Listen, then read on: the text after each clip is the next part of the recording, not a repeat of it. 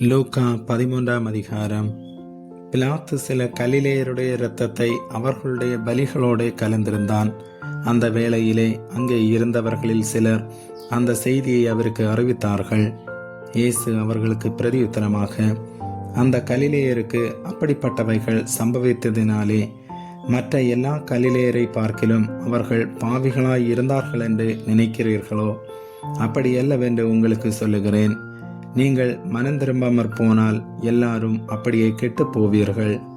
சிலோவாமிலே கோபுரம் விழுந்து 18 பேரை கொண்டதே. எருசலேமில் குடியிருக்கிற மனுஷர் எல்லாரிலும் அவர்கள் குற்றவாளிகளாய் இருந்தார்கள் என்று நினைக்கிறீர்களோ? அப்படியல்லவென்று உங்களுக்கு சொல்லுகிறேன். நீங்கள் மனம் திரும்பாமற் போனால் எல்லாரும் அப்படியே கெட்டு போவீர்கள் என்றார். அப்பொழுது அவர் ஒரு உவமையையும் சொன்னார். ஒருவன் தன் திராட்சை தோட்டத்தில் ஒரு அத்தி மரத்தை நட்டிருந்தான். அவன் வந்து அதிலே கனியை தேடின போது ஒன்றும் காணவில்லை. அப்பொழுது அவன் தோட்டக்காரனை நோக்கி, இதோ 3 வருஷமாய் இந்த அத்தி மரத்திலே கனியை தேடி வருகிறேன், ஒன்றையும் காணவில்லை. இதை வெட்டி போடு, இது நிலத்தையும் ஏன் கெடுக்கிறது என்றான். அதற்கு அவன், ஐயா, இது இந்த வருஷமும் இருக்கட்டும். நான் இதை சுற்றிலும் கொத்தி எரு போடுவேன். கனி கொடுத்தால் சரி, கொடாவிட்டால் இனிமேல் இதை வெட்டி போடலாம் என்று சொன்னான் என்றார். ஒரு ஓய்வு நாளில் அவர் ஜெப ஆலயத்தில் போதகம் பண்ணி கொண்டிருந்தார். அப்பொழுது 18 வருஷமாய் பலவீனப்படுத்தும் ஆவியை கொண்ட ஒரு ஸ்திரீ அங்கே இருந்தாள்.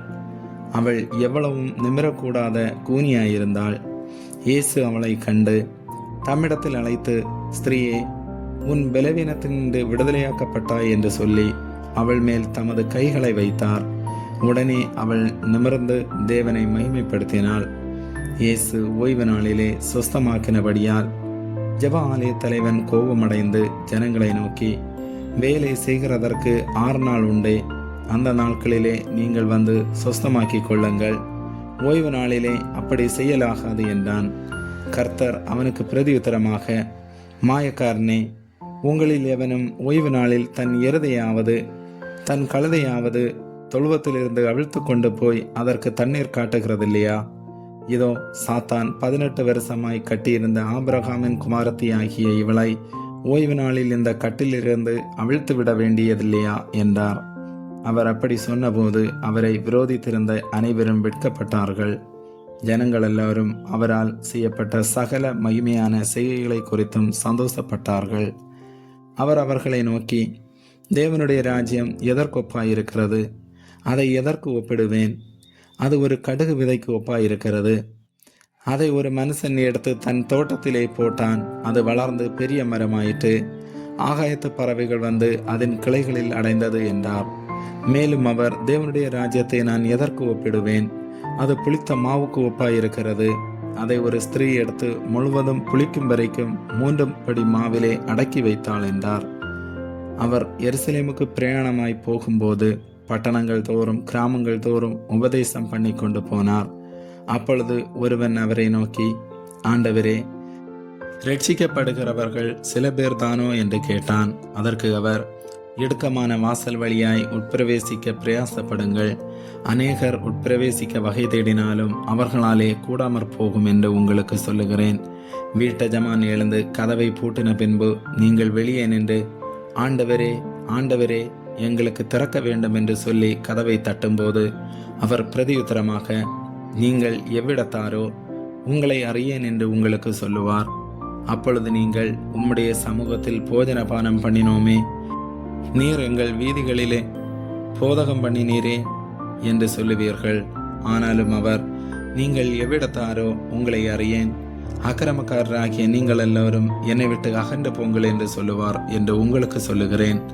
நீங்கள் ஆபிரகாமையும் ஈசாக்கையும் யாக்கோபையும் சகல தீர்க்கதரிசிகளையும் தேவனுடைய ராஜ்யத்தில் இருக்கிறவர்களாகவும் உங்களையோ புறம்பே தள்ளப்பட்டவர்களாகவும் காணும்போது உங்களுக்கு அழுகையும் பற்கடிப்பும் அங்கே உண்டாயிருக்கும். கிழக்கிலும் மேற்கிலும் வடக்கிலும் தெற்கிலும் இருந்து ஜனங்கள் வந்து தேவனுடைய ராஜ்யத்தில் பந்தி இருப்பார்கள். அப்பொழுது முந்தினோர் பிந்தினோர் ஆவார்கள், பிந்தினோர் முந்தினோர் ஆவார்கள் என்றார். அந்த நாளிலே சில பரிசேயர் அவரிடத்தில் வந்து, நீர் இவ்விடத்தை விட்டு போய்விடும், ஏரோது உம்மை கொலை செய்ய மனதாய் இருக்கிறான் என்றார்கள். அதற்கு அவர், நான் இன்றைக்கும் நாளைக்கும் பிசாசுகளை துரத்தி வியாதி உள்ளவர்களை சொஸ்தமாக்கி 3ஆம் நாளில் நிறைவடைவேன். இன்றைக்கும் நாளைக்கும் மறுநாளைக்கும் நான் நடமாட வேண்டும்.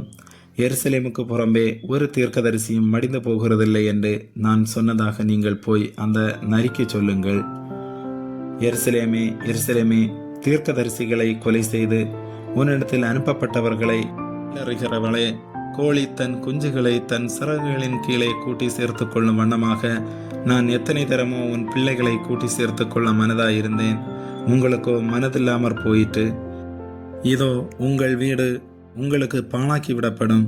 கர்த்தருடைய நாமத்தினாலே வருகிறவர் ஸ்தோத்திரிக்கப்பட்டவர் என்று நீங்கள் சொல்லும் காலம் வருமளவும் என்னை காணாதிருப்பீர்கள் என்று மெய்யாகவே உங்களுக்கு சொல்லுகிறேன் என்றார். ஆமேன்.